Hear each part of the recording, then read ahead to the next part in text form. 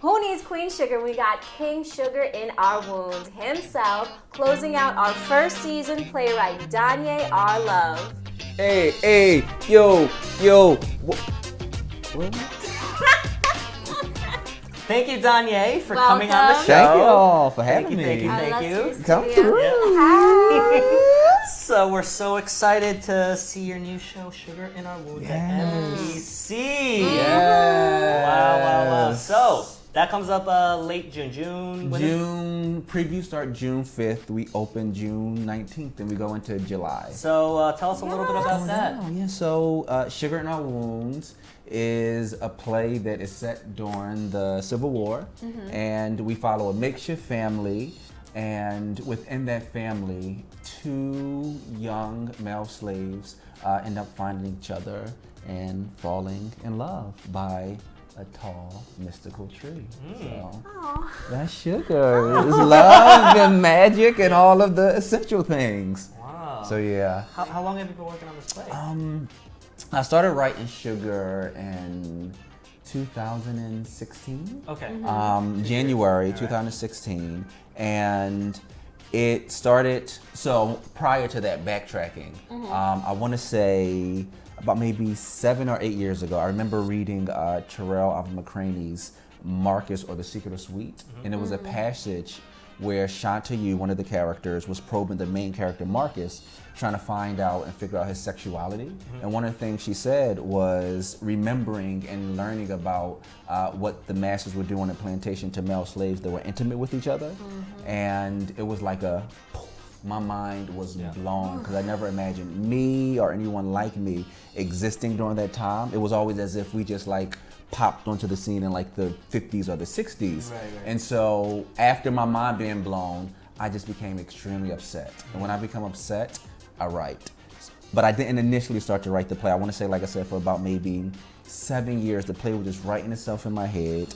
January of 2016, I sat down and started to write it. And the first character that started talking was a tree.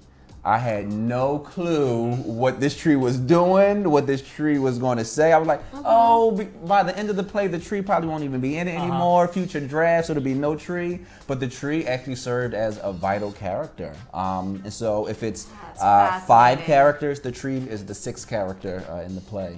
Wow. So yeah, this magical realism stuff. Mad realism. Mad realism. Necessary. Yes. Yeah. Wow, that's exciting.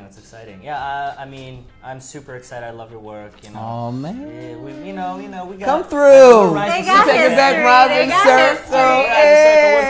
history. In these streets, in these theater streets. We out. Come through. But yeah. So this play is the first part of a trilogy, and I just happened to read in a little paper called The Times. What you read? That maybe part 2 is coming up at the Atlantic. That's what you read. So you just gave us the great synopsis of what's going to happen, and Thank you so You don't much. have one, but we will cheers for you. Cheers. Bam. Yes, Yeah. come through. Fireflies. So Fireflies is going to be part 2 of this trilogy. Can you tell us a little bit about what is this trilogy, and now that you told us about that first play, is it just an extension of, or is it something separate? It's something separate. I look at the plays in the trilogy as standalones, but they're in conversation with each other. And so the trilogy, the love plays, explores queer love during pivotal moments in Black history. So the first play, Sugar in Our Wounds at MTC, explores queer love during slavery. The second play, Fireflies, which Atlantic Theater Company will be producing, is set during the Civil Rights Movement. So it's queer love during the Civil Rights Movement. And the final play, which is called In the Middle, explores queer love during the Black Lives Matter movement. So being able to see the importance of queer love during these pivotal moments in Black history, and letting the world know that we existed and we still do exist, and our stories need to be told. Yeah. That is so Beautiful. exciting. I know you and SAHEEM Ali, who's directing both of them. You have a very close relationship. Tell us how that came about and what it's like working with him. What it's like in the room. Yeah. SAHEEM is amazing. SAHEEM is absolutely amazing. He works really fast, but with working so fast, he also provides and gives so much care to the text, to all the collaborators on board, even going at this lightning speed, and so much so that everyone is able to catch up and feel like they can slow things down if need be. And he's a director who I trust so much, like so much so I would feel confident if I wasn't in the room. My vision and what I imagined would still come to life, because that's how just SAHEEM and I are just so like yin and yang and connected. And our relationship came to be, I had a fellowship at the Playwrights Realm, and Kate Pines, the literary manager at the time, connected SAHEEM and I. And I knew that this brother was someone who I wanted to work with. He was in Detroit at the time, so we Skyped. And we were talking about sugar in our rooms. He was in the middle of tech for a show he was doing in Detroit, and we know tech can be super crazy, take up so much of your time. But SAHEEM, in the middle of tech, read the play and had ideas and thoughts and visions. And so I'm like, okay, this is somebody who is connected to the work and who is about his shit. Can I say shit? We curse all Come the time. through! He was about his shit. And I said, yes, this is somebody who I want to work with, I need to work with. And that's been about the past year and a half, 2 years now. We've just been connected ever since. Wow, yeah, because he's directed even the readings, the real development of all these plays. Yeah, and which can be super rare, right? Having a director reading, and then sometimes they want to go with a different director for the production. Right. But SAHEEM is so connected and so smart and so brilliant that these theaters, they knew what was up. And SAHEEM was able to direct Sugar in Our Wounds and Fireflies. Wow. You know, that's fantastic. You know, we've interviewed quite a few people on the show, and something that I've noticed is that they tend to work with the same people over and over, because sometimes when it's right, it's right. And when you find that other part of yourself that not only understands you, but helps like lift up and elevate your own art, like you cannot let that go, and you should not let that go. Yeah, because that's what it's about. At the end of the day, it's about the story, right? And how can all the collaborators involved tell the best possible story? So, Yes. Yeah. So I've been watching your web show. Lord have mercy. It's so good. Please check it out. I really love your show. Oh, thank you. And something you talked about was your style, your ethos of radical softness. For our audience that has not seen your show, but they will, could you please explain what radical is radical softness? Yeah, so radical softness was a term I learned a few years ago, and it was coined by Laura Mathis, who is an artist and author based in Southern California. And so basically, Laura identifies as gender nonconforming, so I use the pronouns they, them, and theirs. So they decided and they described radical softness as a political move and a political act of existing in vulnerable, existing in an open emotional state in a world that suggests that you shouldn't, particularly if you are a part of identities that goes against, according to society, what it means to be vulnerable and what it means to be soft. And just being 100% transparent, radical softness is not necessarily passive, it's not weak, it's not feminine, but it's often deemed appropriate for like white women, right? So like, what does it mean to be outside of that demographic and still be able to exist in a soft space? It is very much a political move and a political act, not to be a white woman, but to still be soft. And to still be able to exist and navigate the world in this open, vulnerable space.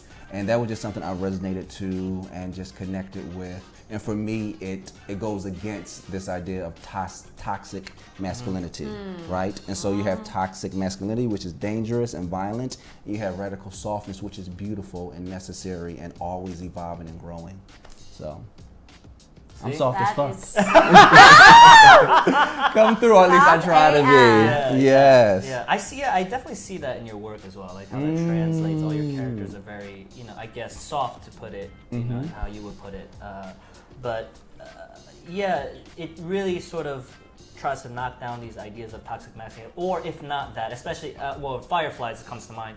It sort of points it out, and sort of shows how it can destroy a person. Yeah. Yeah, no, I'm so excited. I'm so excited to see how in your play in Sugar how people at the suffering the very worst can find still inside themselves softness and vulnerability for love. That sounds stunning. I cannot wait to see this show. Well, June 5th. June 5th! Get those tickets. Yeah, Get It's gonna those sell out. tickets. Yeah, and so I wanted to, if it's okay, share a story Hell yeah, Oh, go ahead. please. about Go Sugar ahead. and So I knew when I was writing the play that it would not be everyone's cup of tea. I prepared myself for that. And so I was operating in that space. The story needs to be told. It has to be told. There are people in the world who don't want the story to be told. And so actually last week, I came up against those people online, been trolled super duper hard. Wow. And so on Twitter, someone actually brought to my attention, I don't know who the guy is, but he's a pretty well-known guy. He has like a verified account, thousands upon thousands of followers. And someone sent me a link to their tweet, which was just talking about, oh wow, it's a theater company, a theater organization is funding this play about two men, male slaves, falling in love, and just how wrong that was and how that shouldn't be. And there was hundreds upon hundreds of comments just going off saying why this play shouldn't be, why I am just a disgrace of a human being, all of these things which I prepared myself for, but it was one thing to see it. And I did what you shouldn't do, which is read the comments. And so I was just looking at literally hundreds of comments. So that was one thing. And it really didn't get to me.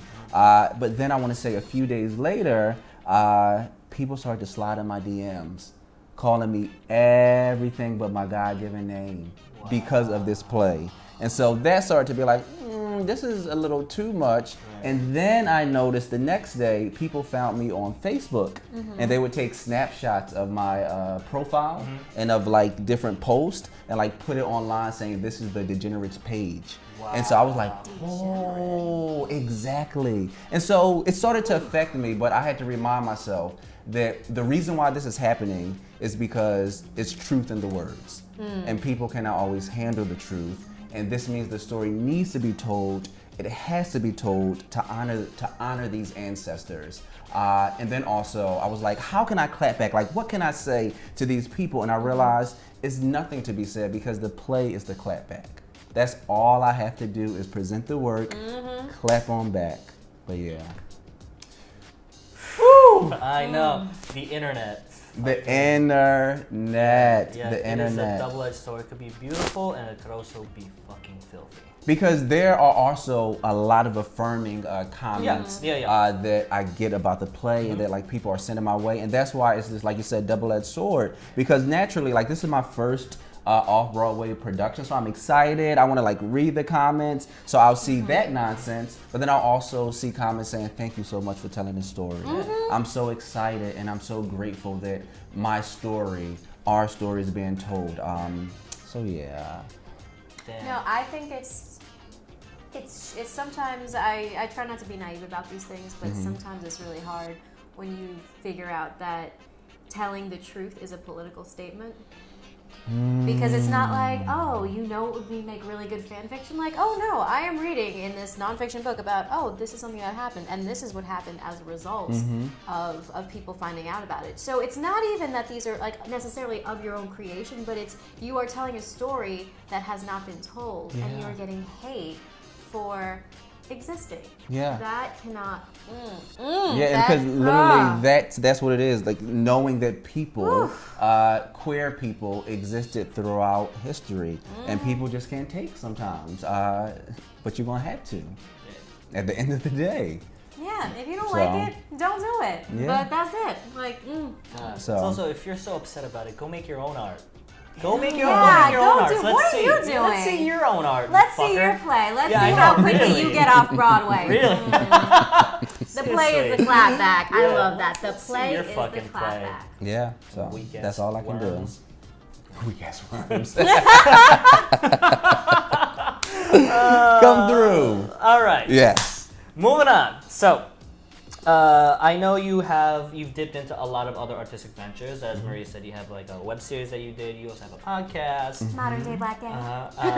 That's the show. Yeah, podcast is Off Book with Broadway Black. Yes, with Broadway Black. What is it, like a nonprofit or just a? And so Broadway Black is a platform created by Andrew Shade, a journalist and theater advocate and lover, wanting to be able to showcase and provide a community, a very necessary community for Black theater artists all across the board.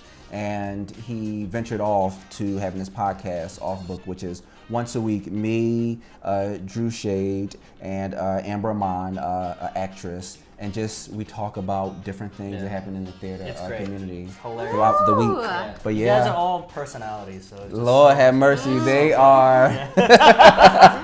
It's always a key. Yeah. It is always a key every episode. Shout out Andrew Shade. Yeah. No tea, no shade. Yes, I'm come so through. excited about that. And Amber, shout out to you.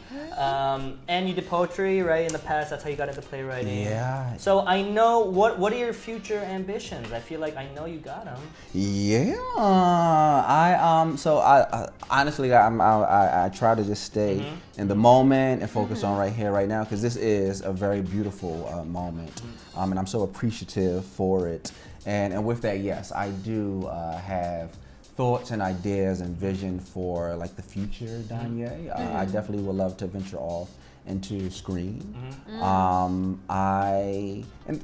So I love to cook, y'all. I love to cook. I was watching your stories. It's always like you're cooking up something new. I love to cook. So who knows, in the future, I might venture off into some sort of like culinary I don't know. And then also I remember a friend of mine, a theater director, she said that like as an artist, as particularly theater artists, we need to have some sort of hobby or something so that we can still come back to our art form, so we can still love our art form. And I'm like, what is it that I enjoy doing? And cooking is that thing for me. When I don't want to think about a play, when I don't want to think about characters or rehearsal or anything, I'll just cook, and it literally soothes me so much. So hopefully that'll be in my future. Let's see. I don't know. That's so exciting. Plays and food. Yeah, two of my favorite things. That's something you two have that in common. Actually, you Butter have and never drinks. cooked for me. I'll cook for you. Ray is an incredible cook. Oh, well, thank you, Greg. He's been holding out. I want He's some. been hosting this show for a year, and I just found out about it. I'm a food. Sorry, girl, it's a bag. Unreal. I can believe it. I'm so mad at Thank you, Greg. Thank you, Greg. Besides your own theater, which we are all very excited about, what other theater excites you right now? Like, what's going on that you can't wait to see? I love theater that knows what it is, that shakes shit up, is not afraid to shake shit up, to like go against whatever the like status quo is of theater. I think about a play that really two plays actually. Martina Mayock's Cost of Living, which won the Pulitzer. Yeah, shout out to Martina. I remember when I saw that play, afterward I cried. Like I bawled like a baby, because what it did for me is that it helped me, and that rather it forced me to see a community of people, disabled folks, and like what their life is like, and existing through that lens. So that was a super strong piece that really, really shook me. And then also Alicia Harris's Is God Is at Soho Rep. We just had Tavy McGar That on, who directed. was a strong ass piece. And what was so strong about it, and I remember I was telling Alicia this, is it made me unpack shit within myself. Just in terms of, I remember when I was watching that first, I was like, this is a little odd, seeing these two black girls go on this revenge story, and I had to unpack within myself, why is that not possible? Like, why does it have to be white cisgendered men going on a spaghetti western revenge story? Why can't two black girls go on this wild, fantastic story? And the way Alicia wrote it, it was so beautiful, and it was so like in the moment every single time. So like those are the pieces, those are the type of plays that like really move me, that make me recalibrate within myself. It's got his was like one of our favorites of the season. It was so Yeah, it's one of the best plays I've seen in It a was long so time. strong. Born Victims, just like everything so stylized in that play, just like it's so precise. Yeah. She did that. Yeah, she wrote the hell out of Yeah, that. I'm really excited to see where what her next play is gonna be. Yeah, you and me both. So if you could talk to your younger self, or talk to young people in general who maybe want to get into playwriting, do you have any advice for them? To my younger self, I wouldn't say anything. Do you, Donja? Honestly, I wouldn't say Little anything. That's because I don't know if I would be the Donja that I am right now if I said anything to that younger Donja, right? I am who I am because of everything that I've been through, so I wouldn't want to say anything to the younger Donja, except if anything, I love you, and that would be it. Go on your journey. Advice to like younger That's artists. the best one we got. All right, I'm seriously. sorry, that's really that's Seriously. That's beautiful. Younger artists, younger writers, I would just say lean into exactly who you are. Lean into exactly who you are and the fullness of you. It took me a while because of just conditioning, because of society, to get to a space to have full love and pride of my blackness, to have full love and pride of my queerness, and also to be in a space understanding and getting rid of the shame of being HIV positive. And these are the identities that I write about, and that I'm the only one who can write about these things the way that I write about them. So like knowing that, I would just say to any young writer, any young artist, just be your full self. Be the fullest you possibly can be, because there is no other person in this world who can write the stories that you write. I can't write them. Shakespeare did, so Shakespeare definitely can't write them. But there is no other writer that can write the stories and create the art that you create. So just lean into the fullness of yourself. Yeah. That's that radical softness. Come through. It's that softness, baby. Come through. That softness, baby. I love that. That's that softness, baby. I just found my new philosophy. My new, That's that softness, baby. But yeah. rolling it, jumping it. Come through. Last one. Whew, last one. Yeah, this has been Wow. Been time flies. We're rolling through it. Yes. Hey now. So this is regarding, and we would like you to Regarding? name a recommendation. Recommendation. For the people. For the people. What's your? It could be. It doesn't have to just Okay. be theater. It could be anything. What is your recommendation? Recommendation to the people? to the people. Camera, tell that camera, right? Tell the over there. camera. Is it okay if I have Camera a few one. recommendations? Yeah, go Yeah. ahead, as many as you I'm want. telling this camera. Yeah. This camera. Whatever you want. Recommendation. You want to go real intimate? You can go that one. Come That one for the through, people. come through. I'm about the intimacy. Yeah. Come on now. Softness. The recommendation that I have, the Hedrick Martin Institute, which is an organization that is geared towards young LGBTQIA folks, so they can be able to have a safe space. They can be able to have like a haven to exist, to grow, to be their true selves. I would also recommend the Audre Lorde Project, which is based here in New York.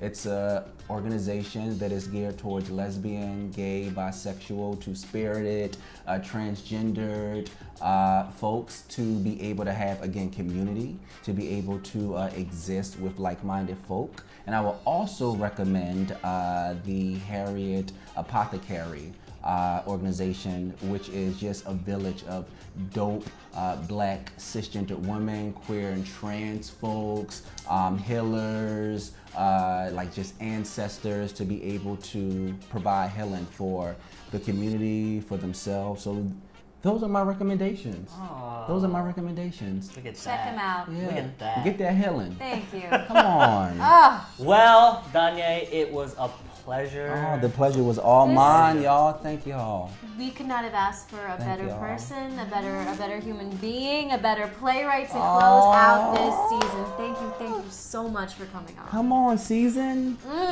2017, 2018. Work. We'll see you in the fall, baby. See you in fall. Cheers. Cheers.